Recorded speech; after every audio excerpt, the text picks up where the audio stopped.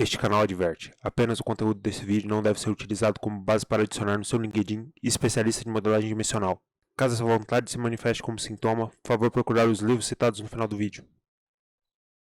Opa, e aí, beleza? Então, essa semana eu não tive tempo de gravar um vídeo pro canal, então eu vou postar aqui um vídeo que eu já tinha gravado há mais ou menos um ano atrás, eu acho, que é uma microaula que eu fiz para participar de um processo seletivo para dar aula numa pós-graduação. Eu espero que seja proveitoso. Não é uma aula extremamente completa de modelagem dimensional e ela tem uma vibe meio de Telecurso 2000, mas espero que alguém goste, né? É isso. Um abraço.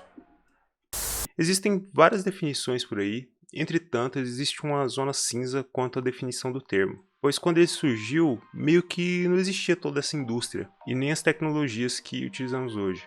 Voltando aos anos 80, Howard Dresner, que depois veio se tornar um analista importante na Gartner, propôs o termo como um guarda-chuva para descrever conceitos e métodos utilizados para tomada de decisão. Tomada de decisão essa baseada em fatos.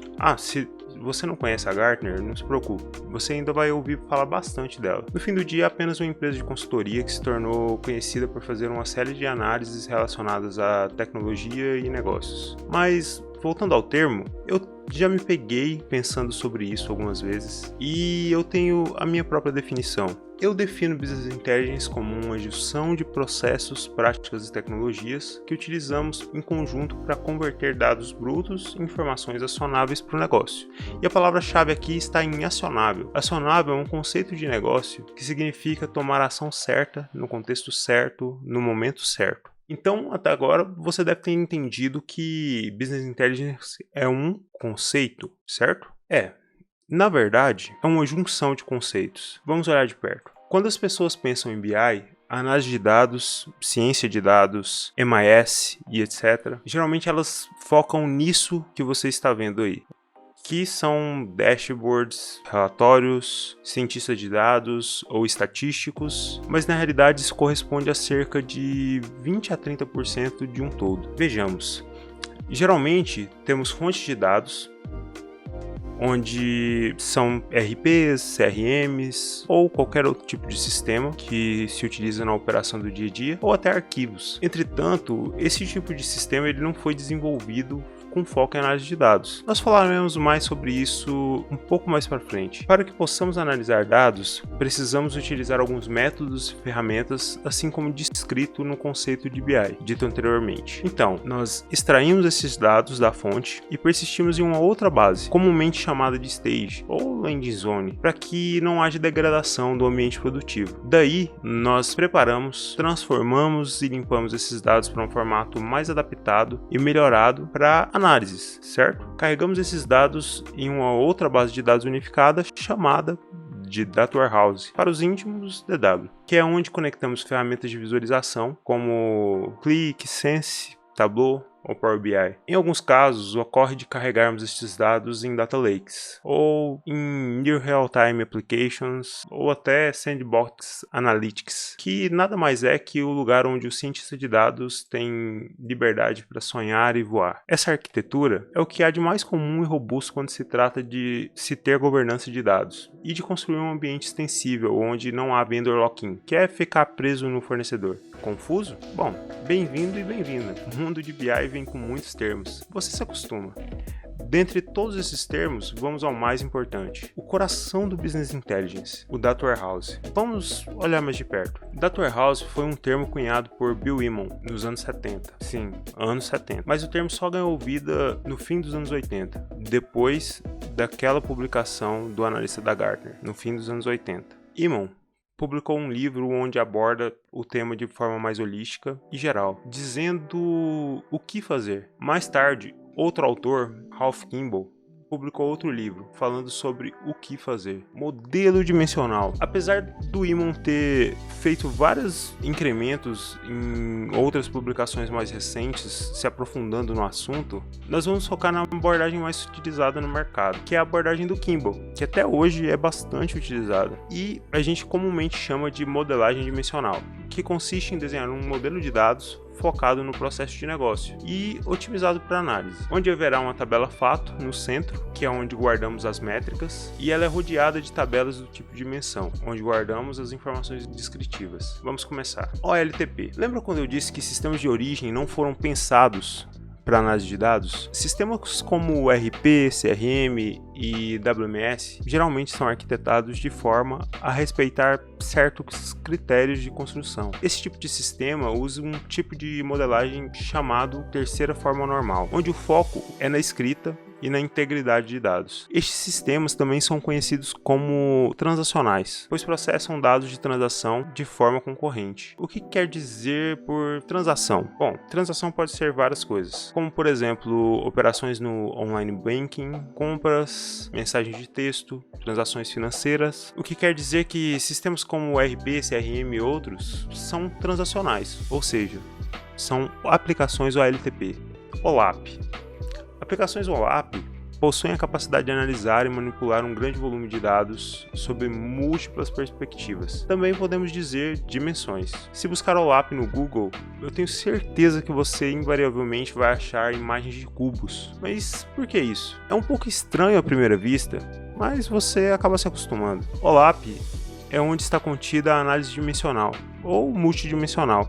Olhando para o cubo na tela, nós vemos que cada um dos seus lados é uma dimensão. Dimensão geográfica, a dimensão de produtos, a dimensão de tempo. Tudo bem, você pode pensar, Victor, você está falando de dimensões há tempos. Modelo dimensional, dimensões do cubo, mas e aquela tal de tabela fato, que faz parte do modelo dimensional? A tabela fato, ela tem esse nome porque realmente guarda um fato de negócio, algo que aconteceu. Uma dica aqui, uma dica muito importante, inclusive. Há uma grande chance desse algo ser uma transação no banco de dados de origem. Note agora que temos esse ponto de dados, ou grão, que está contido dentro do cubo. Descrevendo o ponto de dados e suas dimensões, podemos analisar os detalhes da compra. Bem, é um cliente que comprou um pacote de CDs virgens no dia 3/8/2021, na loja de Goiânia. Olha, eu não vou questionar alguém que compraria um pacote de CD virgem em 2021, mas coisa boa não deve ser.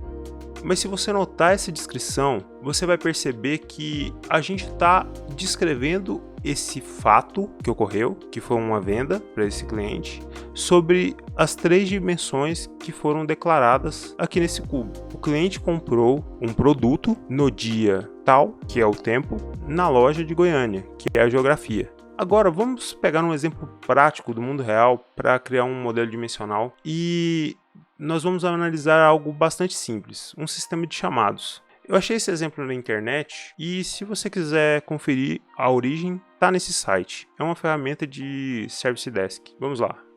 Nós temos aqui essa tela desse sistema, que é uma tela de tickets, onde o usuário abre ticket para poder fazer uma solicitação ou informar algum problema. A gente consegue ver aí as funcionalidades que estão presentes nessa tela. E primeiramente eu vou pedir para que vocês ignorem esses destaques amarelos e vermelhos, porque os nossos apontamentos estarão na cor roxa. Então vamos lá, vamos fazer uma modelagem dimensional a partir desse sistema e vamos fazer também algumas abstrações. Para ficar claro, esse é o nosso sistema OLTP e a partir dele nós vamos criar um OLAP. Quando falamos em modelagem para DW, existem diversas técnicas por aí, mas vamos manter simples por enquanto, certo? A modelagem dimensional possui 2 padrões mais conhecidos, o modelo Star Schema e o modelo Snowflake. O mais utilizado é o Star Schema, então nós vamos usá-lo. Inclusive ele é um modelo proposto pelo Kimball. O Star Schema, como dito anteriormente, ele é uma tabela fato no centro, rodeado por dimensões, onde essa tabela fato terá basicamente métricas ligado a dimensões com informações descritivas. Para que a gente possa fazer essa modelagem baseada nesse sistema, primeiro nós vamos identificar o que temos de importante descrito no sistema e selecionar essas descrições para criar nossas dimensões. Lembrem-se, dimensão é igual a dado descritivo. Identificar e selecionar uma dimensão pode ser um trabalho um pouco difícil no começo, mas você pega o jeito. Depois, nós iremos identificar e selecionar o que pode vir a ser uma métrica. Beleza? Então vamos lá. Voltando ao sistema, nós podemos notar que temos um campo tópico de ajuda.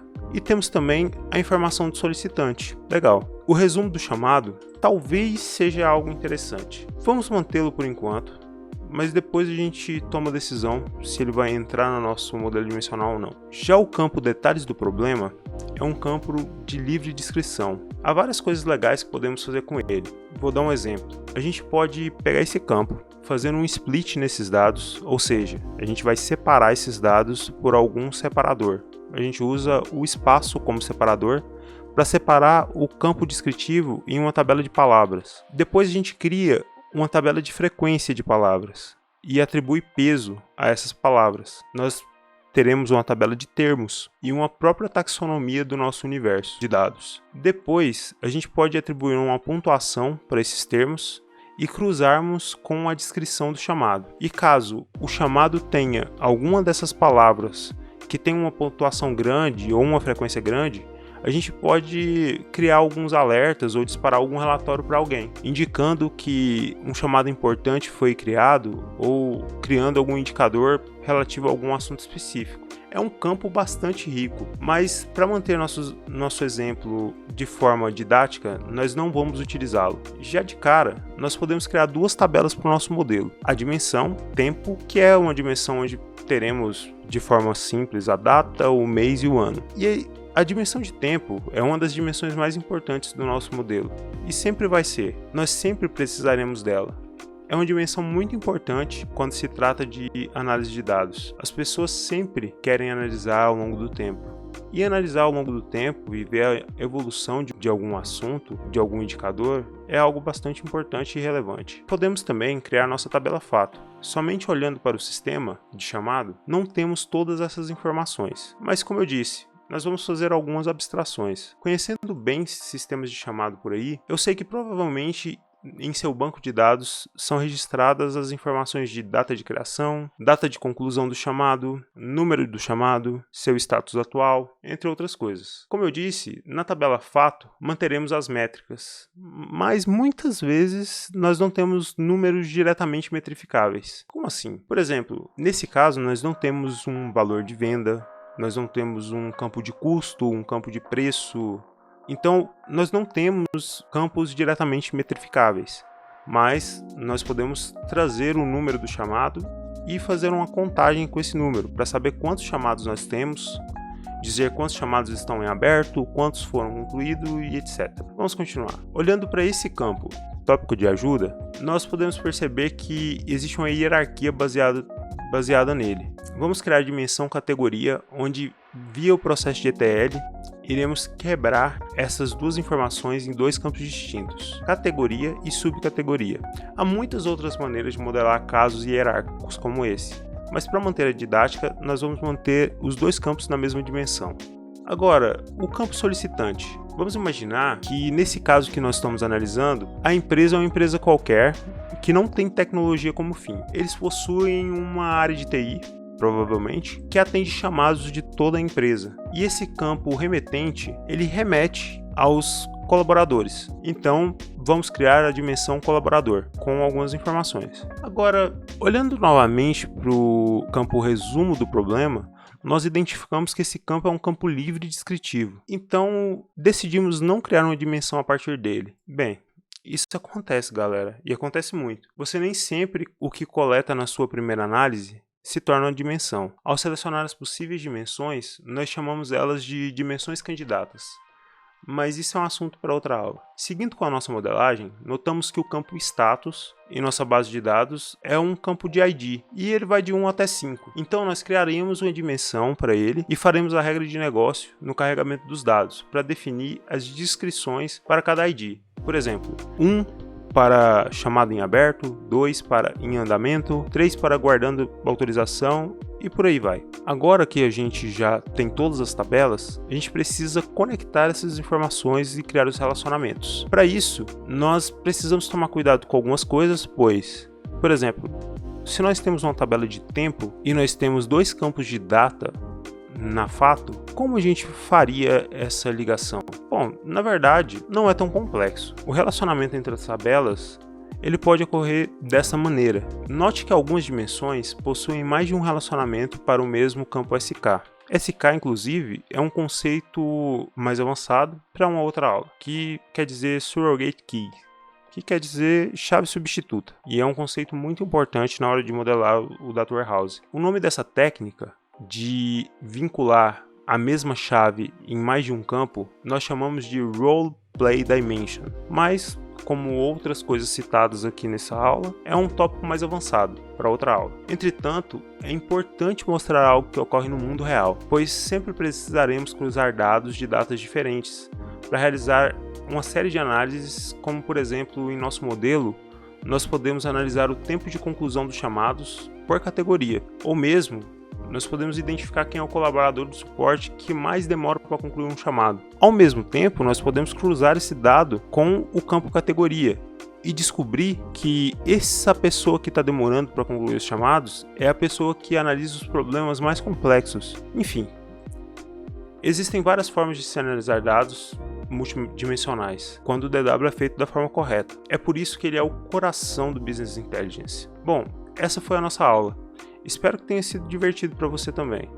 Aqui seguem algumas referências que originaram tudo o que falamos até aqui. Esses livros foram escritos pelas pessoas mais importantes desse mercado. E você pode notar que figuras repetidas como Bill Emmon e Ralph Kimball estão em mais de um deles. Esses livros possuem conteúdo extremamente denso, mas vão trazer muito conhecimento. Boa sorte na sua jornada. Se você ainda está acordado depois disso tudo, se inscreve aí no canal, dá uma força pra gente e até a próxima.